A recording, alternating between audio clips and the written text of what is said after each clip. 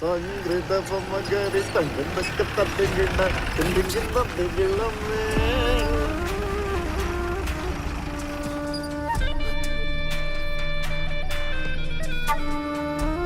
അന്റെ പുരികൊന്ന് വളഞ്ഞാലും കണ്ണൊന്ന് തെറ്റാലും എനിക്ക് അറിഞ്ഞൂടെ തോന്നി. സ്വന്തം പറയത്തി കേറി വന്നപ്പോഴത്തേക്ക് എന്റെ മനസ്സൊന്ന് മാറിയ ദേ ഒരു ചാഞ്ചാട്ടം.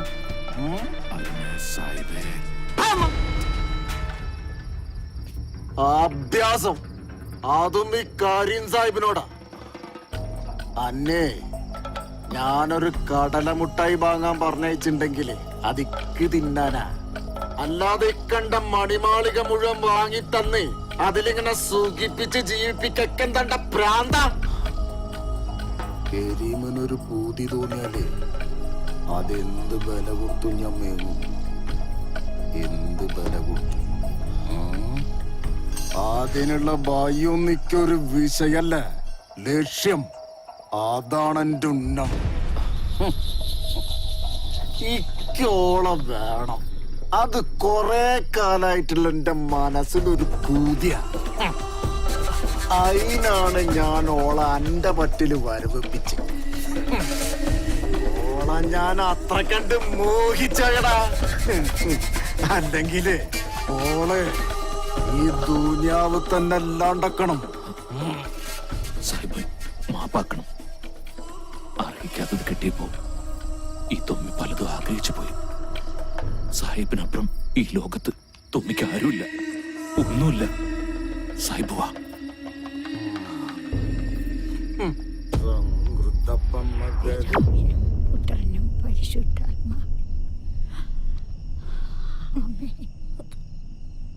കല്യാണം കഴിഞ്ഞ് ഇത്രയായിട്ടും ആ സാറക്കുഞ്ഞിനൊന്നും ഇവിടം വരെ വരായിരുന്നു. ഞാനും അത് ആലോചിക്കാതിരുന്നില്ല. എന്തായാലും നാളെ ഒന്ന് അവിടെ വരെ പോണം. ചേച്ചി പോകുമ്പോ ഞാനും കൂടി ഒന്ന് വന്നോട്ടെ. അതിനെന്താ, നമുക്ക് ഒരുമിച്ച് പോവാലോ.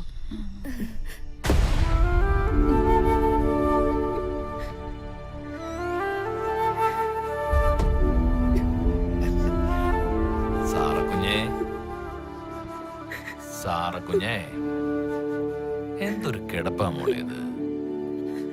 സാറക്കുഞ്ഞേ, കർത്താവിന്റെ മുന്നിൽ വെച്ച് മിന്നു കിട്ടിയ പെണ്ണിന് മറ്റൊരുത്തിന് കൂട്ടിക്കൊടുക്കുന്ന നീ മനുഷ്യനാണോടാ? സാരഥിച്ചൊരു കരച്ചിലല്ലേ കേക്കണത്? വിശന്ന് പൊരിഞ്ഞ വയറ് കൂട്ടിക്കെട്ടി തന്നെയാ എന്റെ ചേച്ചി ഞങ്ങളെ വളർത്തിയ. ഒരൊറ്റ രാത്രി കൊണ്ട് നീ തൊലച്ചു കളഞ്ഞത്. കെട്ടിയ പെണ്ണിന് കൂട്ടിക്കൊടുക്കാൻ വേണ്ടി നടക്കണം ചേച്ച. കരീം സാഹിബ് തൊമ്മിക്ക് ദൈവ. സാഹിബിന് വേണ്ടി തൊമ്മിയുടെ ജീവൻ വരെ കൊടുക്കും. പിന്നല്ലേ കെട്ടിയ പെണ്ണ്.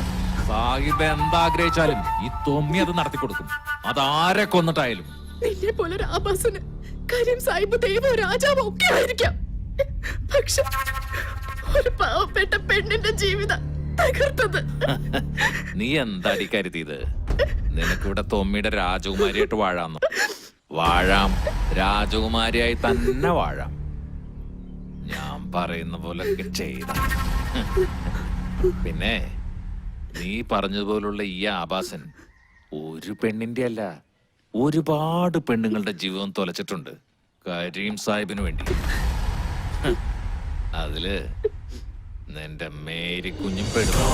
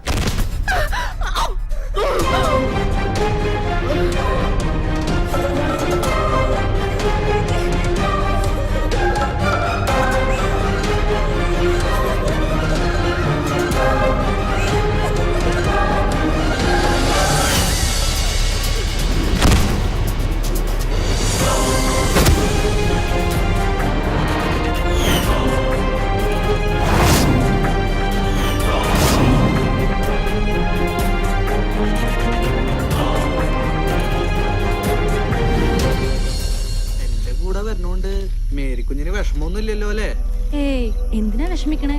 അതൊക്കെ പോട്ടെ, എങ്ങോട്ടാ പോണേന്ന് പറ. അതൊക്കെ പറയാം. ഒന്നും കാണാണ്ട് ഞാൻ ഇറങ്ങി പുറപ്പെടില്ലല്ലോ.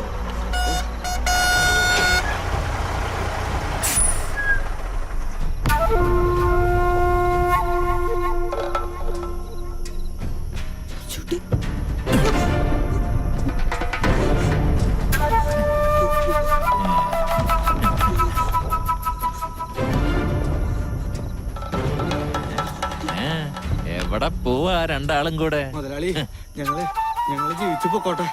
ആ, ഞങ്ങളെ വിട്ടേക്ക്. നീ ഇങ്ങോട്ട് പോരടി. മുതലാളി, അയ്യോ! ചവിട്ടല്ലേ മുതലാളി!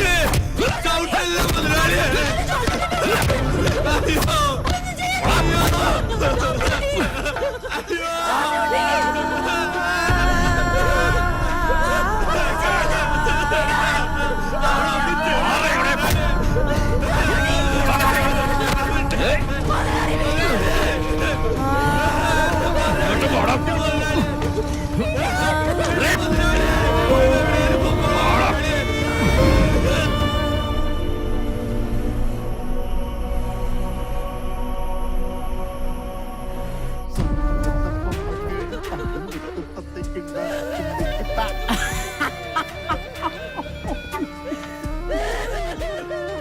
ഓന്റെ തൊടിയിലെ പൈത്തം മൈസൂർ കൊല ആ ഏരപ്പൻ എറപ്പായി കണ്ടിട്ടില്ലാന്ന്.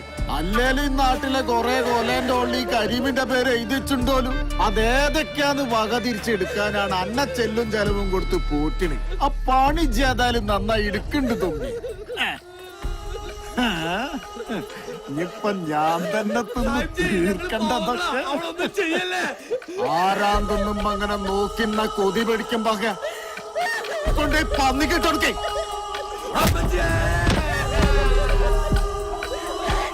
ഇനിയിപ്പ അവാട വേണ്ട, പെല്ലാട വേണ്ട, കരിയും കണ്ണം കൊണ്ടെങ്കിൽ